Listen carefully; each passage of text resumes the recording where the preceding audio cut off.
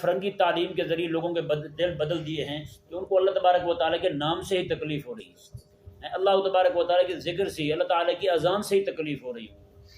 یہ ایسے نہیں ہوا۔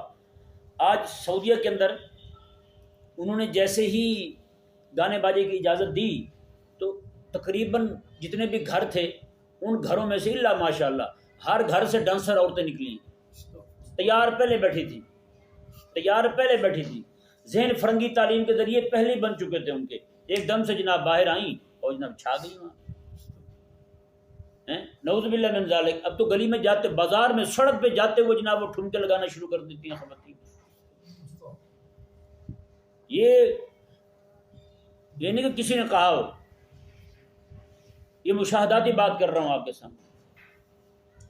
نعوذ باللہ من ذالک، یہ پہلے سے تیار بیٹھی تھی۔